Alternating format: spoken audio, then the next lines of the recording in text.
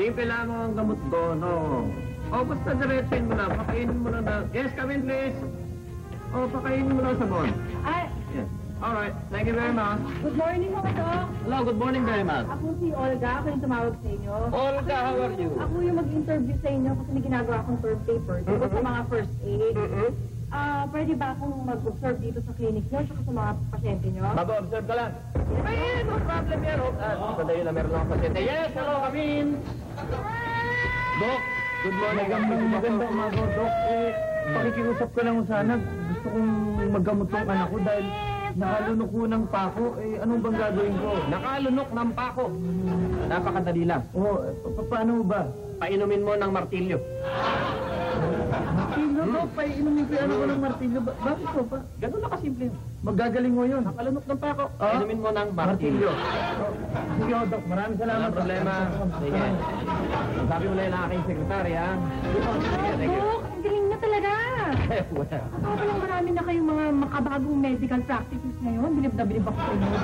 alam mo, Olga, ganito lang yan eh. Simple lang kailangan. Kapag ka simple ang problema, simple rin ang solusyon. Ganun lang yan. Doc, matanong ko lang. Okay, okay. Kasi nangyari ito sa kapatid ko noon. Sandali lang, Olga. Sandali. Hello, come in, come in. Good morning, Doc. Doc, may problema ako, Doc. Kasi po, Doc, itong anak ko, nakalunok ng sabong panlaba. Opo, anak ko po ito. Anak, kiss mo nga mami mo. Ay, anak naman. Pero ano gagawin ko? Sorry, nakalunok Nakalunok na sabong panlaba. Sabong panlaba. Opo, ano ba gagawin ko? Painumin mo ng maduming damit. Damit. Ganun ba yun, Doc? Ganun lang yun. Ano yung mami? Gagawin ko, Doc. Kinikis? Hindi, mami mo yan eh. Salamat, Doc, sa payo niyo. Gagawin ko po yun. Sige. Napakagaling nila mag-inano. At yung anak niya, pwede sigurong... Dok, Pwede siyang nurse muna dito. Dok, pinabilib niyo na naman ako. Well. Yung babalik naman po tayo dun sa tinatanong ko habang wala pa kayong pasyente. No? Kasi nangyari ito sa kapatid ko nun eh. Ano bang gagawin ng isang bata kapag pinasok ng langgam ang tenga? Ano yung bata, pinasok ng langgam yung ng tenga? Yes, Dok. Pinasok ng tenga yung langgam? Hindi, Dok. Ng langgam yung tenga. Ganito lang yan. Depende. Pagka yung langgam na pumasok sa tenga, ay lalaki, kukuha ka ng langgam na babae. Tapos siguro ka mo ng bikini. Ilalagay mo dito sa labas. Sigurado lalabas yung lalaki.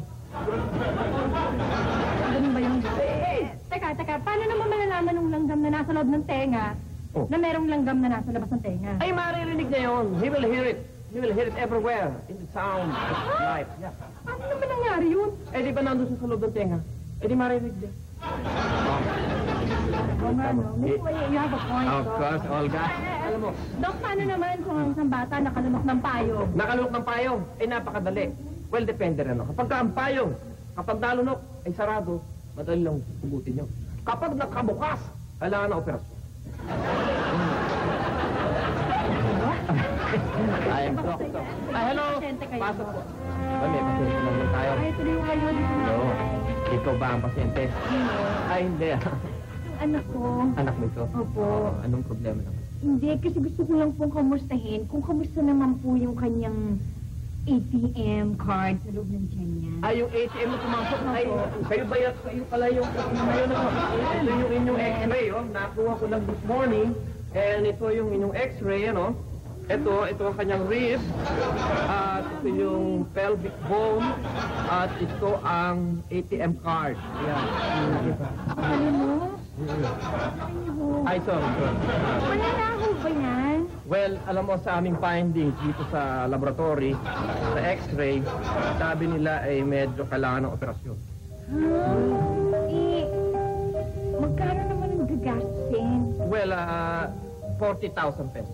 At kailangan mag-down na kayo ng kalahati para masimulan ko na yung operasyon. Ganun? Mahal naman. Baka naman pwedeng wala na ng down. Ay, hindi pwede kasi bibili pa ako ng mga gamot para sa mga... Baka pwedeng pagkatapos na lang ng operasyon, saka ako babayaran ng full payment. Hindi nga pwede. Hindi pwede. Hindi, bakit hindi talaga itong gawin mo? Ano? Pumunta ka sa bangko, mag-withdraw ka nung 20,000 pagkatapos simulan natin yung... Problema. Ay, ano nga yung problema? Bakit hindi ka magpunta sa bangko? Hindi nga kasi nga nasa loob nga ng tiyan yung ATM. Paano ako makakapag-withdraw? Kaya talagang dapat pagkatapos.